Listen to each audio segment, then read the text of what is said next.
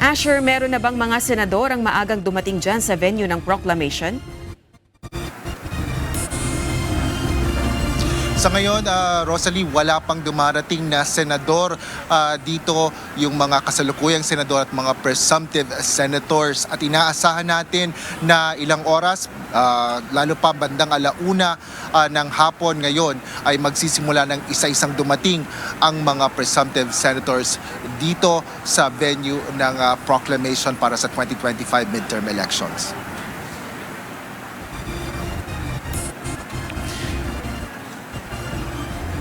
Ilang oras bago ang inaasang proklamasyon ng mga nanalo sa katatapos lang na halalan, isa si Senador Christopher Bongo ang nangunguna sa senatorial race ng 2025 elections ang nagbigay ng pahayag. Aniya, ang aking panalo ay panalo rin ni Tatay Digong. Ito ang mismong pahayag at binigyan diin ni Senador Bongo matapos manguna nga sa inisyal na resulta.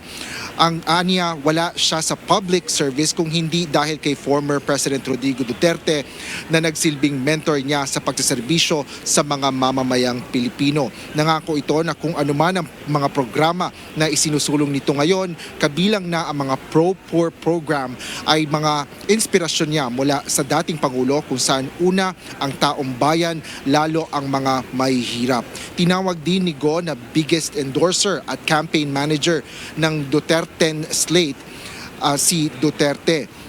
Kaya sa kabuuan, ang kapanalunan ng lahat ng Duterte aniya, kabilang dito si re-electionist Senator Senator Ronald Bato de la Rosa at incumbent Sagip Representative Rodante Marcoleta. Sa isang panayam, nagpahayag naman si Francis Kiko Pangilinan na hindi pa rin makapaniwala maging ang kanyang pamilya sa naging resulta ng eleksyon. Ngunit nagpapasalamat ito sa mga sumuporta sa kanya sa halalan. Sa panayam naman kahapon kay Vicente Tito Soto III, hindi ito na sorpresa sa tagal na anya nito sa Senado. Ito ay dahil batay na rin sa statistics ng survey kung saan may prediksyon na high of 3 at low of 3 sa survey.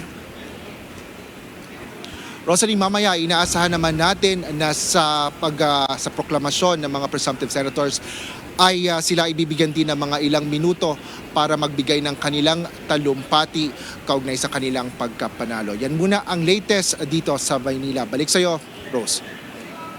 Asher, kumusta naman ang kalagayan ng seguridad dyan sa paligid ng Manila Hotel? Meron bang inaasahang mga isasagawang kilos protesta in support or against the proclamation ng 12 nanalo sa eleksyon?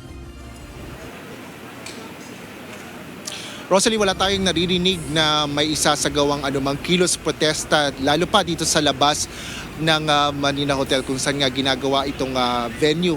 Nandito yung venue nitong proclamation. Ngunit gayon man, mahigpit ang seguridad dito sa loob mismo ng hotel, maging dyan sa labas ng Manila Hotel.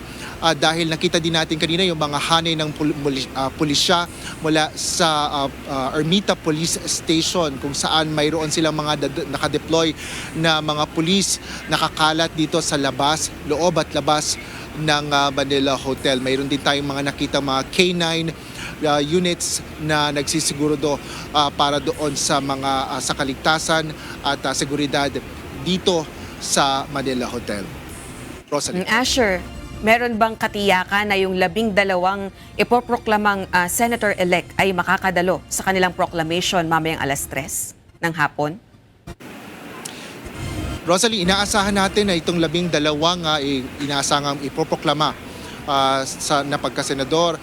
Ngayong hapon ay darating sila dito sa proclamation. Bagaman wala pa tayong nakikitang isa man sa kanila dito, ngunit inaasahan natin na lahat sila ay magiging present mamaya sa proclamation. Rosalie.